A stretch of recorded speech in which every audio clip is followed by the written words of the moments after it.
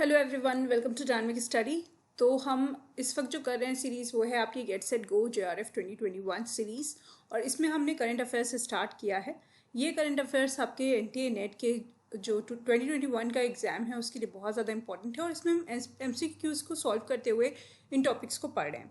तो आज आपकी क्लास 5th है और टॉपिक्स हैं हमारे E20 centre of excellence for skill development, state of education for India, report that is SER, highest meteorological centre of India.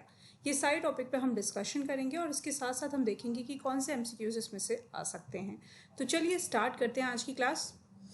Okay, तो सबसे पहले हमारा जो टॉपिक है वो है आपका E20 आखिर में होता क्या है। तो पहला क्वेश्चन है हमारा, E20 means blending of 20% of ethanol with. तो E20 बेसिकली एक तरीके का फ्यूल कंपोजिशन है जिसमें हम 20% ऑफ एथेनॉल को ब्लेंड करते हैं, और हम किसके साथ ब्लेंड करते हैं ये आपको बताना है। ठीक है, ऑप्शन है आपके गैसोलाइन, पेट्रोल, केरोसिन या फिर बायोफ्यूल। तो राइट आंसर है यहाँ पर गैसोलीन। गैसोलीन के साथ जब एथेनॉल को ब्लेंड कर दिया जाता है तो उसको E20 बोलते हैं। इस तरीके के फ्यूल को यूज़ करना बहुत ज़्यादा अच्छा है एनवायरनमेंट के लिए, और इंडिया के कॉन्टेक्स्ट में अगर हम देखें तो इंडिया ने अभी इसको स्टार्ट कर दिया है, और इसके लिए जो भी इम्पोर्टेंट गाइडलाइंस होनी चाहिए वो रिलीज़ कर दी गई है। तो चलिए इसके बारे में और पढ़ लेते हैं, क्या आपको जानना चाहिए इसके बारे में भी पढ़ लेते हैं। तो गवर्नमेंट ऑफ इंडिया ने अभी रिसेंटली इसको इंट्रोड्यूस किया है, और इसको हम जो इंडिया का एक आप कह सकते हैं कि इनिशिएटिव है टू प्रमोट ग्रीन फ्यूल, उसी के फील्ड में इसको और ज़्यादा इम्प्लीमेंट करने के लिए E20 को इंट्रोड्यूस किया गया है। तो यहाँ पर आप देख सकते हैं कि ministry of road transport and highways ने अभी रिसेंटली एक ड्राफ्ट नोटिफिकेशन पब्लिश किया है, जिसमें उन्होंने बोला है कि जनरल पब्लिक अपनी व्यू दे कि E20 फ्यूल को अडॉप्ट करना कैसा रहेगा। ठीक है, E20 क्या है ये भी मैंने आपको बता दिया। और अभी करेंटली जो अगर हम देखें कि आज के सिनेरियो में इंडिया में 10% ही एथेनॉल को यूज़ किया जा रहा है, मतलब जो अभी फ्यूल हम यूज़ कर रहे हैं उसमें 10% आप एथेनॉल को मिक्स कर सकते हैं, ब्लेंड कर सकते हैं। लेकिन जब रियल में इस फैक्ट के ऊपर जब रिसर्च हुई, रियल में जब डेटा को एनालिसिस किया गया तो पता चला कि सिर्फ 5.6% ही ब्लेंडिंग हो रही है। तो अब इस 10% को इंक्रीज करके गवर्नमेंट ऑफ इंडिया इसको 20% कर रहा है। ठीक है, एथेनॉल होता क्या है? एथेनॉल एक बायोफ्यूल होता है जो कि बायोमास की वजह से जो भी फ्यूल जनरेट होता है उसको हम एथेनॉल बोलते हैं। ठीक है, बहुत ज़्यादा डिटेल में नहीं जानना है, बस आपको इतना समझना है कि एथेनॉल जो है वो ग्रीन फ्यूल है, वो हमारे एनवायरनमेंट के लिए अच्छा है। ये कोई ऐसा नहीं है कि ये आपकी ऐसी मतलब यहाँ पे कोई ऐसा कुछ भी इसका रिसीव्ड नहीं होता है कि जिसकी वजह से एनवायरनमेंट को हार्म पहुँचे। ठीक है, तो इसकी वजह से इसको फ्यूल में मिक्स किया जाता है। तो चलिए अब आगे देख लेते हैं। नेक्स्ट क्वेश्चन है हमारा, the centre of excellence for skill development in power sector has been established in the campus of National Institute of Solar Energy in. तो ये क्वेश्चन है आपका कि centre of excellence for skill development in power sector कहाँ पर establish किया गया है, और या फिर आप ये मान लीजिए कि campus of National Institute of Solar energy कहाँ है। तो अगर आपसे इन दोनों में से कोई भी क्वेश्चन आ जाता है तो आपका आंसर सेम ही होगा, and the options are Maharashtra, Gujarat, Rajasthan and Haryana, and the right answer is Haryana. तो हरियाणा में National Institute of Solar Energy है, जहाँ पर centre of excellence for skill development in power sector को इस्टेब्लिश किया गया है। मतलब एक सेंटर ऑफ एक्सीलेंस को इस्टेब्लिश किया गया है National Institute of Solar Energy में। अब इसका मतलब क्या है? तो देखिए, स्किल इंडिया एक मिशन है जिसके बारे में आपको पता ही है। हम अगर अपने सिलेबस की बात करें तो वहाँ पर भी हम स्किल एजुकेशन की बात करते हैं। स्किल एजुकेशन हमारे सिलेबस का पार्ट है। तो स्किल इंडिया एक ऐसा कैंपेन है जिसके थ्रू डिफरेंट टाइप के सेंटर ऑफ एक्सीलेंस को इस्टेब्लिश किया जाता है, हर जगह अलग अलग, जिनके थ्रू जो यंग टैलेंट है इंडिया का उसको और ज़्यादा स्किल देकर उनको एम्प्लॉयड बनाने की कोशिश की जाती है, मतलब उनको रोजगार के अवसर प्रोवाइड किए जाते हैं। ठीक है, तो ऐसे में एक नया सेंटर ऑफ एक्सीलेंस इस्टेब्लिश किया गया है, और ये जो सेंटर ऑफ एक्सीलेंस है जहाँ पर स्किल डेवलपमेंट की जाएगी ये सिर्फ पावर सेक्टर के लिए है। तो इसका इस्टेब्लिशमेंट कहाँ किया गया है? इसका इस्टेब्लिशमेंट किया गया है National Institute of Solar energy के कैंपस में, जो कि कैंपस आपका गुरुग्राम में है, हरियाणा में। ठीक है, इसको किसके कोलैबोरेशन से इसको बनाया गया है सेंटर ऑफ एक्सीलेंस को?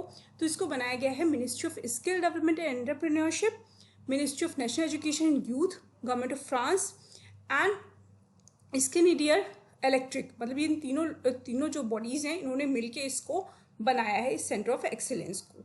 तो यहाँ पे फ्रांस की जो गवर्नमेंट है और वहाँ की एक कंपनी है वो दोनों मिलकर भी यहाँ पे अपना कंट्रीब्यूशन दे रही है। इससे क्या होगा कि वहाँ पर यूथ को ट्रेंड किया जाएगा और उसके बाद उनको एम्प्लॉयड करने की कोशिश की जाएगी या उनको एम्प्लॉयबल बनाया जाएगा ताकि उनको एम्प्लॉयमेंट मिल सके, ठीक है, उनको रोजगार मिल सके। इसके लिए इस सेंटर को इस्टेब्लिश किया गया है। नेक्स्ट हम एमसीक्यू में बात करेंगे स्ट्रेटजी फॉर टीवीईटी क्या है और इसके बारे में हम क्वेश्चन करेंगे। Strategy for TVET 2016 to 21 is the strategy developed by UNESCO in alignment with। तो अब ये बताइए कि यूनेस्को ने एक स्ट्रेटजी डेवलप की है, स्ट्रेटजी फॉर टीवीईटी, ठीक है, और ये जो ईयर है वो 2016 से 21 के बीच में इसको इम्प्लीमेंट करना था। तो बेसिकली यूनेस्को ने इसको क्यों बनाया, क्यों इस स्ट्रेटजी को प्रिपेयर किया, तो ये किसको अलाइन करती है? ऑप्शन हैं आपके Paris accord, SDGs, MDGs and none of these. तो राइट आंसर है आपका SDGs के लिए स्ट्रेटजी ऑफ टीवेट को बनाया गया है। अब ये क्या है इसके बारे में मैं आपको बताने वाली हूँ। तो देखिए, यूनेस्को ने रिसेंटली लॉन्च किया है एक state of education for India report. अभी ये रिपोर्ट आई है जिसको SCR बोलते हैं।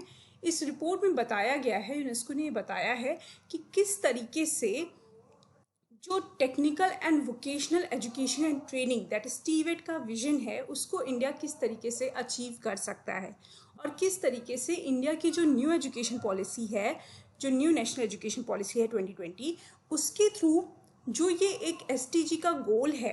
क्या गोल है SDG का? SDG का गोल है कि एजुकेशन 2030 उसको किस तरीके से अचीव किया जाए, ठीक है, किस तरीके से हम टेक्निकल एंड वोकेशनल एजुकेशन और ट्रेनिंग के थ्रू जो सस्टेनेबल डेवलपमेंट गोल है हमारा, जो एजुकेशन के लिए है, सस्टेनेबल डेवलपमेंट गोल अलग अलग हैं, तो जो एजुकेशन वाला गोल है उसको हम किस तरीके से अचीव कर सकते हैं, यही यूनेस्को की रिपोर्ट में बताया गया है, ठीक है। इन्होंने एक स्ट्रेटजी बनाई है, तो वो स्ट्रेटजी किस तरीके से लागू की जा सकती है, क्या उन्होंने रिकमेंडेशन बताई है इंडिया के लिए कि इंडिया किस तरीके से अपने टीवेट को और ज़्यादा बेटर कर सकता है, किस तरीके से नेशनल एजुकेशन पॉलिसी के थ्रू अपने SDG गोल को अचीव कर सकता है, ये सारी चीज़ें टीवेट के रिकमेंडेशन में दी गई है।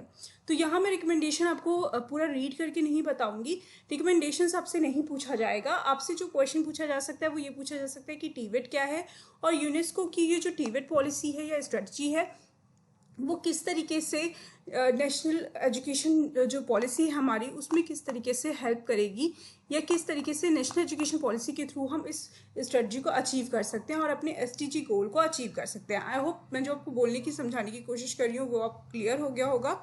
तो यहाँ पर जो रिकमेंडेशन है, ठीक है, उसमें बस आप ये समझिए, आप चाहें तो एक बार इसको रीड कर सकते हैं या आपके बेटर अंडरस्टैंडिंग के लिए है, ये आपसे पूछे जाने वाला नहीं है, आप चाहें तो इसको आप स्किप भी कर सकते हैं।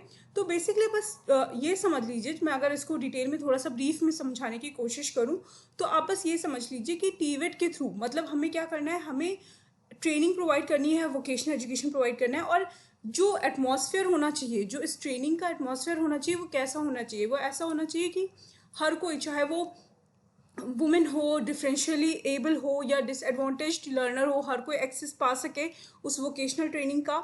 उसके अलावा लाइफ लॉन्ग लर्निंग उनको प्रोवाइड हो सके, एक ऐसा अप्रोप्रिएट इकोसिस्टम हो जहाँ पर ट्रेनर्स को, टीचर्स को हर तरीके का एटमॉस्फेयर मिल सके, एक प्रॉपर कोऑर्डिनेशन मैकेनिज्म बनना चाहिए, बेटर प्लानिंग होनी चाहिए, बेटर मेंटोरिंग होनी चाहिए, बेटर मॉनिटरिंग होनी चाहिए। इसके अलावा कल्चरल हेरिटेज पे भी ध्यान देना हो चाहिए, जो हमारा सिस्टम होना चाहिए, जो हमारा वोकेशनल सिस्टम होना चाहिए। अब अगर ये सारी चीज़ें आपको समझ में नहीं आ रही हैं तो बस इतना समझने की कोशिश कीजिए कि जैसे हम हमेशा बोलते हैं, अगर हम न्यू एजुकेशन पॉलिसी की बात करें, अगर आपने न्यू एजुकेशन पॉलिसी पढ़ी होगी तो आपने देखा होगा कि हमारी जो न्यू नेशनल एजुकेशन पॉलिसी है वो बहुत ज़्यादा फोकस्ड है वोकेशनल एजुकेशन पे। वोकेशनल एजुकेशन क्या होता है? जहाँ पर हम लोगों को ट्रेंड करते हैं, उनको स्किल प्रोवाइड करते हैं ताकि वो अपनी लाइवलीहुड को अचीव कर सके, खुद से वो रोजगार पा सके, वो अपना जीवन यापन कर सके, ठीक है।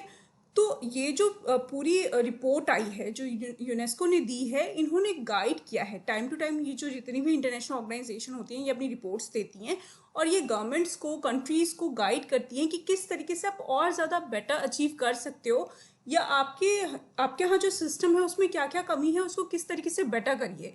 तो इसी तरीके की ये एक रिपोर्ट है, ठीक है।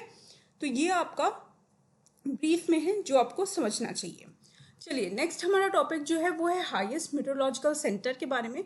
इस टॉपिक को मैंने पहले भी कवर किया था एक आपकी क्लास में। तो वहाँ पे क्या हुआ था, इशू क्या हुआ था कि मैंने आपको ये बताया था कि हाईएस्ट मीटरोलॉजिकल सेंटर जो है उसका राइट आंसर मैंने आपको बताया था लद्दाख। तो देखिए लद्दाख सही तब आंसर होता जब यहाँ पर लेह ना दिया होता। मैंने उसको अच्छे से पढ़ा नहीं डिटेल में, तो या आप ये बोल सकते हैं कि बेसिकली मेरे से ये गलती हो गई कि मैंने यहाँ पर लेह को इंक्लूड कर दिया ऑप्शंस में। तो अगर आपका ये ऑप्शन दिया होगा तो लेह और लद्दाख दोनों नहीं होगा ऑप्शन में, आपको ऑप्शन में या तो लेह दिया होगा या तो लद्दाख दिया होगा। तो बेसिकली है क्या कि लद्दाख में 2 डिस्ट्रिक्ट बनाए गए हैं, एक कारगिल डिस्ट्रिक्ट बनाई गई है और एक लेह डिस्ट्रिक्ट बनाई गई है। जो हाईएस्ट मीटरोलॉजिकल सेंटर है वो लेह डिस्ट्रिक्ट में है, ठीक है। तो अगर हम ऐसे बात करें कि ऑप्शंस में लेह ना दिया हो तो आपका राइट आंसर हो जाता है यहाँ पर लद्दाख। अगर आपका लेह भी दिया है ऑप्शन में तो आपका राइट आंसर हो जाएगा लेह, ठीक है। तो बस इतनी सी कंफ्यूजन थी। जो हाईएस्ट मीटरोलॉजिकल सेंटर है वो लद्दाख में, जो लेह है उस एरिया में बनाया गया है। तो इसके बारे में मैंने सारी चीज़ें आपको बता दी थी। ये भी बता दिया था कि 3500 मीटर्स में ये आपका लोकेटेड है। और बहुत अच्छा हुआ जो मतलब आप लोग में से स्टूडेंट्स ने ये पॉइंट आउट किया कि मैम लेह में है, तो इसलिए बेटर है कि आप लोग को कन्फ्यूजन नहीं होगी कि अगर दोनों आ जाता है ऑप्शन में, लेह भी आ जाता है लद्दाख भी हो जाता है, तो राइट आंसर क्या होगा। तो राइट आंसर लेह होगा उस कंडीशन में। तो इसी तरीके से अगर कहीं पे भी आपको लगे कि कुछ मिस्टेक है, कहीं पे डेटा में कोई चेंजेस है, कि आपको ऐसे लगे कि कोई इन्फॉर्मेशन चेंज हो गई है, सही नहीं है, करेक्ट नहीं है, तो आप कमेंट सेक्शन में बिल्कुल भी हेजिटेट मत हुआ कीजिए, बता दिया कीजिए। गलतियां हम लोगों से भी हो सकती हैं। तो ये आज की आपकी क्लासेस थी। आई होप ये सारे टॉपिक्स आपको क्लियर होंगे। कहीं पे भी कोई भी कंफ्यूजन है, कोई चीज़ नहीं समझ में आ रही है, तो वीडियो को पॉज करके स्लाइड को एक बार रीड करना मत भूलिएगा।